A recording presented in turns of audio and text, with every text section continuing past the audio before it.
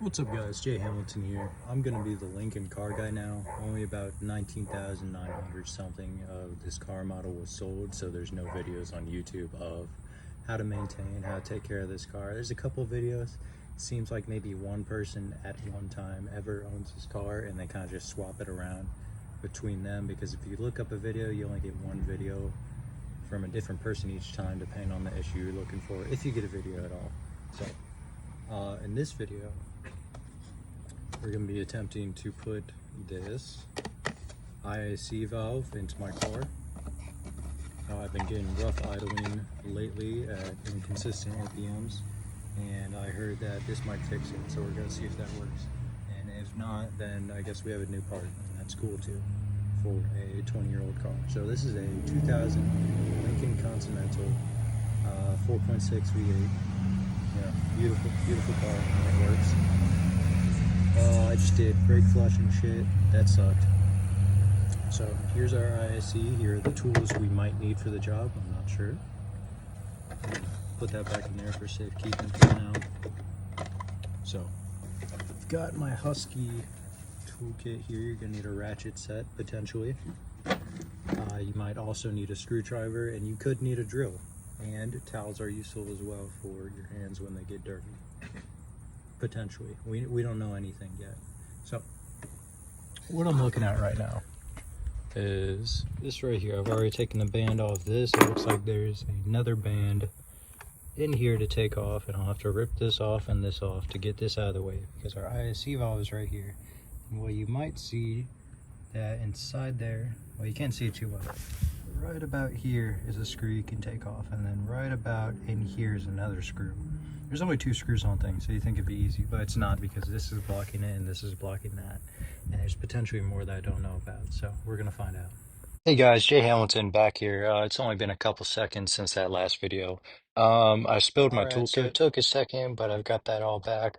That's there now, of course. So I've got that off. All right, so you're also gonna need a 8mm guy and something like this, because this one's a little hard to reach. I also unplugged this, but I mean, you may not, but no, personally, I think it would be a good idea. Got that out, and yeah, the long ratchet made it a lot easier, and I've also unplugged this here.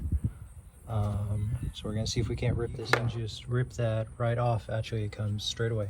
So those were the only things holding it in, this band and. All right, well, I don't know where that band, yeah. So this might be what I'm looking at, I don't know.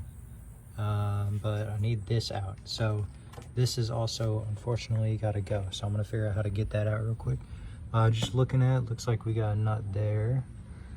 Oh, it actually looks like it might be a cover for something, so hopefully we just have to take that cover. All right, guys, so right in here, there's a 8mm screw. And on the other side, for some reason, there is that thing, you know, same shit you put in here.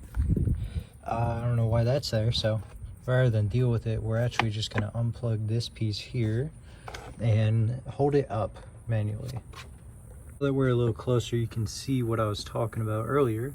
There's 1 screw and there's 2 screw in there, nearly impossible to reach. So we are going to remove that screw and that one to get to it.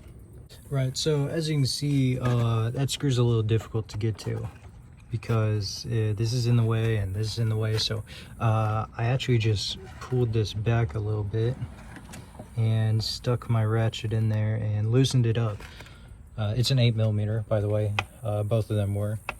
Loosened it up so that I could just tilt this out of the way while I get this in here onto the IAC valve, which is also an 8mm. These are pretty annoying to get to. This helped a lot for initially cracking it, but afterwards I went ahead and just spun it by hand because it was pretty awkward to spin it with the ratchet. So you can see it's pretty clean in there. I might wipe it down a little, I might not, probably not.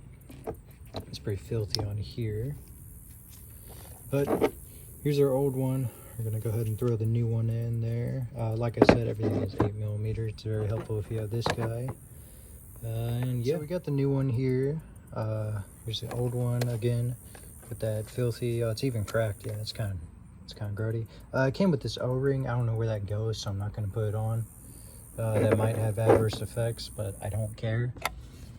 And here's the surface. I wiped it down with a wire brush a little bit. Didn't do too good, but again, I don't care. So this is where we're at. This is where we're going to stay at. I wiped it down with a shop towel as well, so that's the best we're going to get here. We got this new thing here. I'm not sure how that works, so let's go ahead and find out together. So we got that back in there, and now we're just going to plug everything up just like that. All right, so okay, yeah, that's it. Stop. So beforehand, when I start up, we'd put that in, we'd start it, we'd see the RPM right about there. It would bounce between 1 and 0, and it would bounce a lot. So now that we've got this fixed, hopefully it doesn't bounce. Did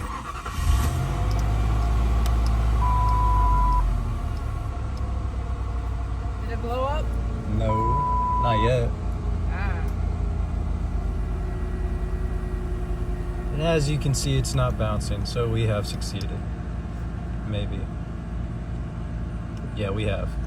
Alright, so that's how you put an IAC in.